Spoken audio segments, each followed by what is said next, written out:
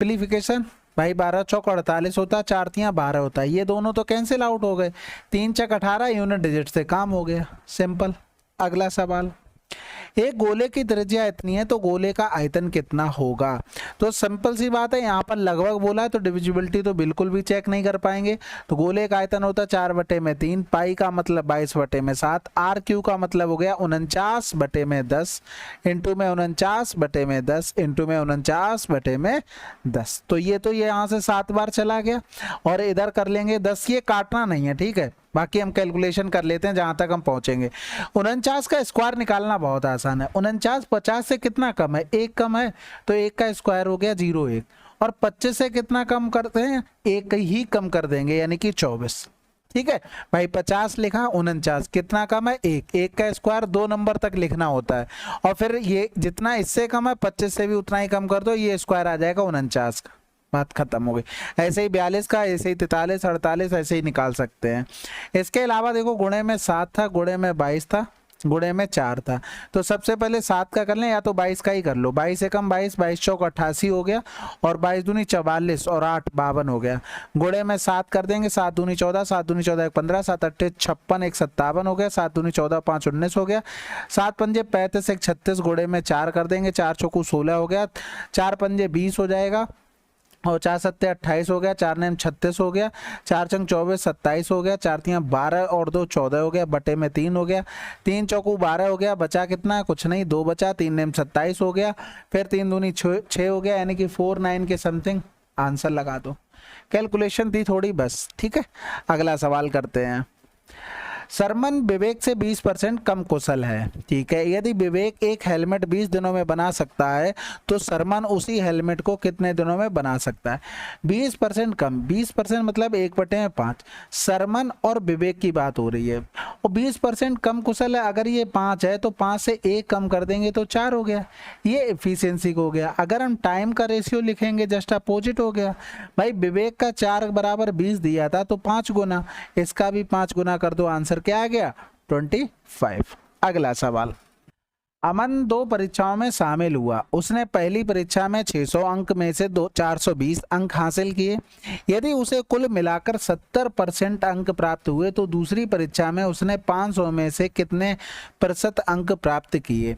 अब उसने देखो कुल मिलाकर 70% अंक लिए, 600 का ये पेपर था, 500 का ये था, यानी कि 1100 का 70% अगर निकालते तो उसने कितने नंबर लिए, 770 नंबर लिए।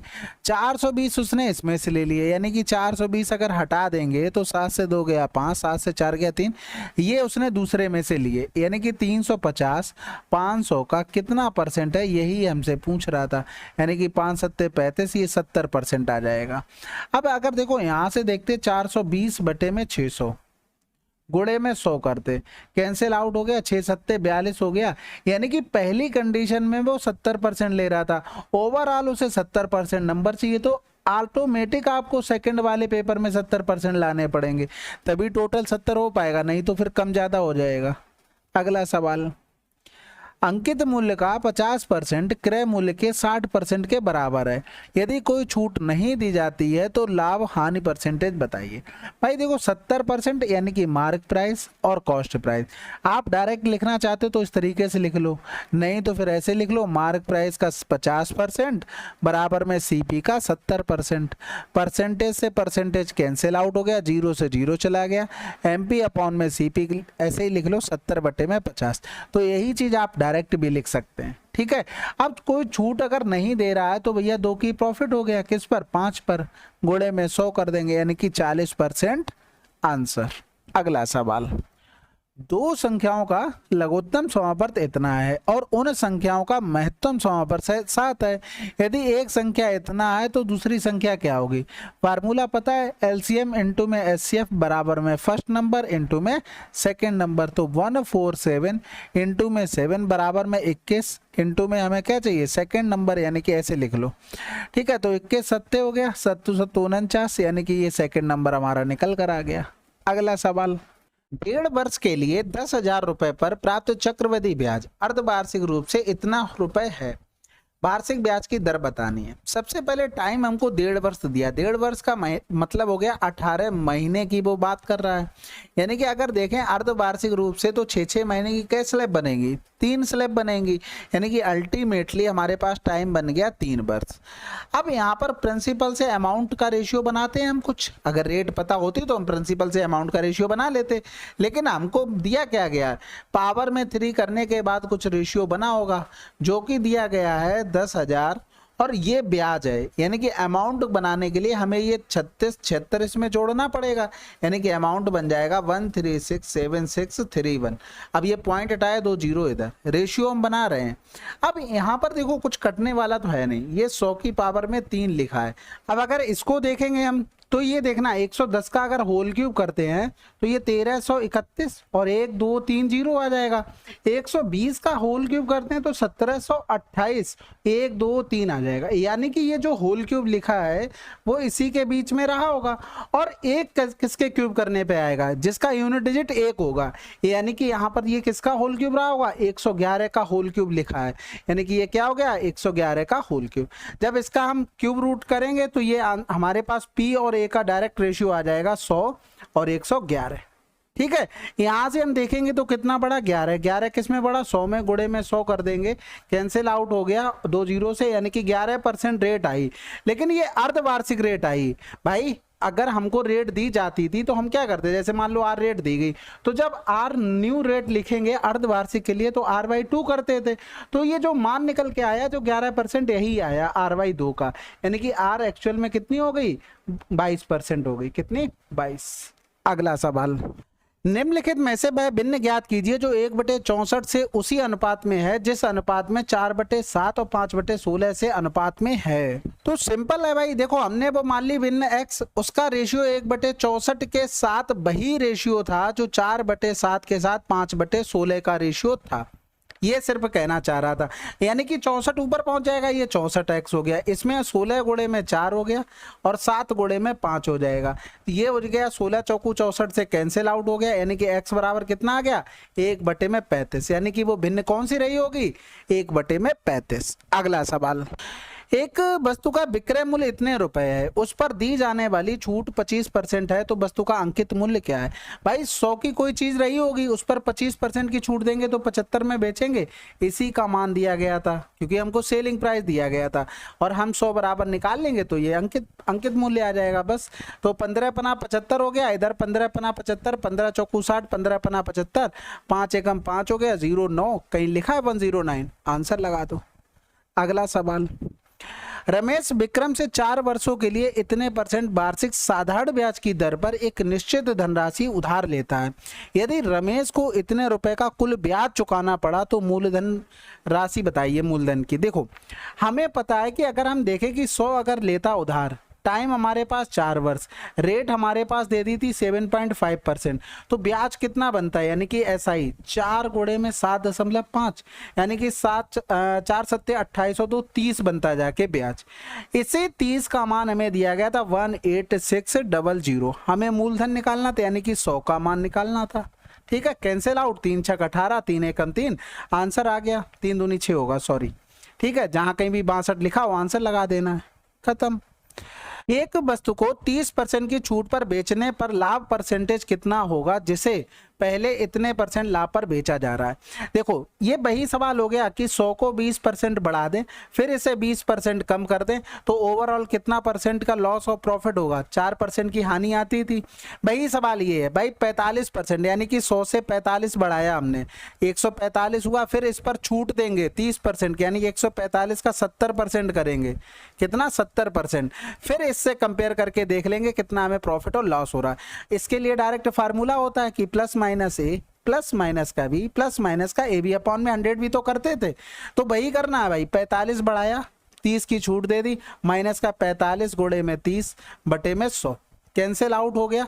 इधर करेंगे तो ये 15 बच गया, 3 पंजे 15 हो गया, 3 चौकू 12 1 13, 15 और 13, 15 से 14 घटाएंगे 1.5% का हमें प्रॉफिट होगा क्योंकि प्लस का आया है, माइनस का आता तो हमें लॉस होता। अगला सवाल, यदि दो वर्गों का क्षेत्रफल इतना है तो संगत भुजाओं का अनुपात क्या होगा? सिंपल है भाई, a1 स्क्वायर अपॉन में a2 का स्क्वायर बराबर में 4/9 दिया था, दोनों तरफ रूट ले लेंगे तो a1 अपॉन में a2 2/3 आंसर।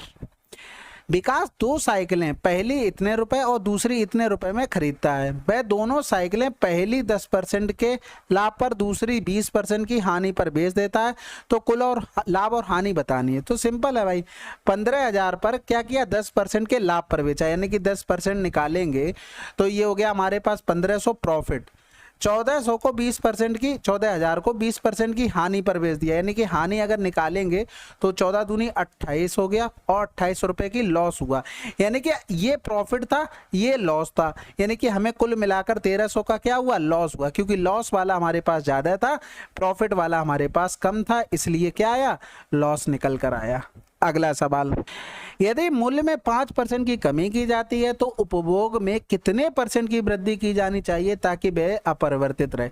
5% की 95, 5 फिर बढ़ाना पड़ेगा, 5/95 गुणे में 100 हो गया, इधर आ जाएगा ये 19 हो गया, 19 × 95, 5 समथिंग आंसर लगा दो।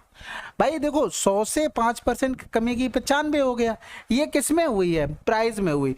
खपत अगर हम 95 से 100 कर दें तो एक चीज बताओ, जितना मल्टीपल यहां पर आएगा उतना ही तो मल्टीपल यहां पर आएगा। बस इसी से हमने देख लिया कि ये यहाँ पर 5 बढ़ाना पड़ा, बटे में 95 गुणे में 100। और ये प्रोडक्ट वाले सवाल होते हैं, आपको डायरेक्ट करना होता है, ऐसे समझा करो। मान लो जैसे ये बड़ी चीज 95, अब हमें इससे उसी पर जाना है तो कितना कम करना पड़ेगा? 95 से 5 कम करना पड़ेगा और बटे में 95 गुणे में 100, आपको डायरेक्ट आंसर आना है। सॉरी 95 से बढ़ाना पड़ेगा, तो ये चीज आपको कैच करनी है, जरूरी नहीं, देखो ये प्रोसेस पता होना चाहिए, लेकिन ये तरीका आपको लगाना है एग्जाम में। बस करा था, कौन सा नंबर है जो डिविजिबल नहीं है 36 से? 36 के लिए 9 गुणे में 4, 4 के लिए लास्ट के 2 डिजिट कट रहे हैं 4 एकम 4 कट रहे हैं, 4 24 कट रहे हैं, यानी कि 9 का देखेंगे तो 3 3 6 हो गया, 7 6 13, 13 6 19, नहीं कट रहा 9 से, खत्म कर दो, बाकी तो कट ही रहे होंगे। भाई एक ही ऑप्शन तो निकालना कौन सा डिविजिबल नहीं है। अगला सवाल, the least number which is exactly divisible by this, कौन सा छोटा नंबर है जो इससे डिविजिबल है? सबसे पहले एक चीज देखो, यहाँ पर 70 में 7 गुणे में 10, 10 से डिवाइड होने के लिए लास्ट में 0 जरूरी है, इनको हटा दो बस। अब यहाँ पर देखना, अगर इसको लिखोगे तो 50 गुणे में 3, 3 का मल्टीपल एक बार देख लें तो 5 2 7 5 12, 3 से कट रहा है, 5 4 9 9 8 17, हटा दो, आंसर लगा दो, बात खत्म, पूरा चेक करने की जरूरत नहीं है। अगला सवाल, 10 व्यक्तियों का औसत भार में तब 3.5 केजी की वृद्धि हो जाती है जब उनमें से 85 केजी भार वाले एक व्यक्ति के स्थान पर एक नया व्यक्ति आ जाता है। नए व्यक्ति का भार कितना होगा? भैया वृद्धि हो रही है उसके आने से, जो नया आ रहा है, इसका मतलब जो जा रहा था ये तो वो लेके ही आया, कुछ एक्स्ट्रा और लेके आ गया। कितना एक्स्ट्रा लेके आ गया? 3.5 एक्स्ट्रा। एवरेज में टोटल में कितना एक्स्ट्रा लाया? भाई एक गया एक आया तो आदमी तो 10 ही बने रहे, तो इतना वो एक्स्ट्रा लेके आ गया, यानी कि यहाँ पर 35, 5 5 10 की 0 हो गया, हासिल लगा 1 हो गया, 9 3 12, यानी कि 120 केजी वो लेकर आ रहा होगा, तभी एवरेज में वृद्धि हो रही। अगला सवाल, 21 क्रमागत विषम संख्याएं हैं, यदि प्रथम 19 संख्याओं का औसत x है तो अंतिम 2 संख्याओं का औसत कितना होगा? अब इस सवाल में देखो दिमाग नहीं लगाना, आपको बेसिक से सोचना है। जैसे मान लो 5 विषम संख्याएं हैं, उनका एवरेज अगर बोल दे प्रथम 3 का x है तो अंतिम 2 का एवरेज क्या होगा? हमने 5 संख्या लिख ली, 3 2 5 2 7 2 9 2 11, प्रथम 3 का एवरेज 7 3 10 होता है, 10 बटे में 2 यानी कि एवरेज 5 आ गया। अंतिम 2 का एवरेज 20, 20 बटे में 2 10 आ गया, कितना जोड़ना पड़ा? प्लस का 5, यानी कि x बराबर क्या आया था? 5 आया था, 5 में 5 जोड़ना पड़ा, यानी कि जितनी संख्याएं थी उतनी जोड़ना पड़ा। अब मान लो यहाँ पर 7 संख्याएं लेने की विषम संख्याएं थी, यानी कि 3 तो 5 2 7 2 9 2 11 2 13 हो गया, 4 13 2 15 हो गया। अब हम कह दें कि प्रथम 5 संख्याओं का एवरेज x है, यानी कि मतलब x बराबर क्या निकल आ जाएगा? 11 13 3 16, 16 का आधा 8 हो गया। अब अंतिम 2 का एवरेज क्या होगा? इनको जोड़ना, 28 28 का आधा 14 होता है, यानी कि 14 में हमें कितना जोड़ना पड़ रहा है? क्या बात है, कहीं गलत कर दिया? अच्छा हाँ, यहाँ पर 7 आएगा, 11 3 14, 14 का आधा 7, इसमें 7 ही तो जोड़ना पड़ रहा है। ये 7 आया कहाँ से? जितनी संख्याएं थी उतने ही तो जोड़ना पड़ रहा हमको, यानी कि वही तो हमने कर दिया, x प्लस का 7 बराबर में ये आ गया ना हमारे पास निकल कर। भाई यहाँ पर करना था 19 का एवरेज x था, तो अंतिम 2 का एवरेज x प्लस का जितनी संख्या है उतना एवरेज आ जाएगा। समझ में आई कि बात की नहीं आई? अगर मान लो वो ये कह दे कि मान लो ये 4 संख्याओं का एवरेज, इसी में से पहली 4 संख्याओं का एवरेज x है और अंतिम 3 संख्याओं का एवरेज क्या होगा, तो भैया 4 का अगर लिखते 9 3 12, 12 का आधा कितना हो गया, 6 हो गया। और अंतिम 3 का एवरेज अगर देखते तो 15 11 26, 26 का आधा 13 हो गया। तो कितना जोड़ना पड़ रहा है इसमें, 7 जोड़ना पड़ रहा, वही नंबर आ रहा है। तो ये चीज आप ध्यान रखना अगर नहीं पता है, ठीक है। इस तरीके से अपने हिसाब से बनाया करो। ये एक जनरल लिखा है, यानी कि हर जगह पे फॉलो होगा, ऐसा नहीं कि ये स्पेसिफिक लिख दिया और जगह कहीं फॉलो नहीं होगा। तो ये चीज आप लोग ध्यान रखना, ठीक है। चलो फिर अगला सवाल। आर और एस मिलकर एक काम को 60 दिनों में पूरा कर सकते हैं, एस और टी 90 में कर सकते हैं, आर एस टी सभी एक साथ मिलकर काम करते हैं तो वही काम 45 दिनों में हो जाता है। आर और टी का मिलकर समान काम को पूरा करने में कितने दिन का समय लगेगा? तो 60 90 45, अगर एलसीएम लेंगे तो 180 हो गया। आर और एस की इफिशियंसी देखो, आर एस और टी इनकी इफिशियंसी करेंगे तो 4 पंजे 20, यानी कि 4 आ गई इफिशियंसी। हमें चाहिए आर और टी की, यानी कि हमें एस की इफिशियंसी हटानी पड़ेगी। तो ये आर और एस की इफिशियंसी देखेंगे तो 3 आ गई, और एस और टी की इफिशियंसी देखेंगे तो ये 2 आ गई। अब यहाँ पर कॉमन क्या आ रहा है हमारे पास, एस आ रहा है और तीनों की 4 दे दी थी, यानी कि अगर यहां से करते तो आर प्लस का एस प्लस का टी प्लस का एस बराबर 3 2 5 हो गया। यानी कि अगर हम देखें तो आर टी का मान, यानी कि आर एस टी का मान 4 है, तो यहां से एस बराबर में 5 माइनस का 4 कर देंगे, एस बराबर में 1 इफिशियंसी निकल कर आ गई। बस यही तो करना था। यानी कि अगर हम इसमें लिख दें तो r प्लस का t बराबर में 4 में से 1 गया तो क्या आ गया, 3 आ गया। 3 से डिवाइड कर देंगे यानी कि 60 आंसर आ जाएगा, ठीक है। तो थोड़ा सा दिमाग लगाना था, बाकी तो आसान था। अगला सवाल करते हैं। अमन 16 घंटे में एक निश्चित दूरी तय कर सकता है, अपनी चाल से वह इतनी की वृद्धि करके वह समान दूरी 14 घंटे में तय कर सकता है, दूरी ज्ञात कीजिए। अब देखो डिस्टेंस हमें निकालनी है, हमें स्पीड तो पता नहीं है। अमन 16 घंटे में एक निश्चित दूरी तय करता है, अपनी चाल में इतनी की वृद्धि करके समान दूरी को 14 घंटे में तय कर सकता है, दूरी बतानी। भाई डिस्टेंस दोनों जगह कांस्टेंट हो गई, टाइम में रेशियो 16 और 14 का हो गया, तो स्पीड जस्ट अपोजिट हो जाएगी 14 और 16 का। हमारे हिसाब से स्पीड में डिफरेंस कितना, 2 का, क्वेश्चन में 5 का है। अब हमें डिस्टेंस निकालनी, डिस्टेंस बराबर क्या होता है, एस इंटू में टी। तो देखो यही तो होता है, यानी कि 16 गुणे में 14 का मान हमें निकालना था, तो 5 बटे में 2 गुणे में 16 गुणे में 14 हो गया, 2 अट्ठे 16 हो गया, 8 सत्ते 56, यानी कि 560 किलोमीटर आंसर आ गया। सिंपल था ना। चलिए फिर 6 मार्च की सेकंड शिफ्ट थी, ये हमारी टोटल 20 क्वेश्चन आपके समाप्त हो चुके हैं।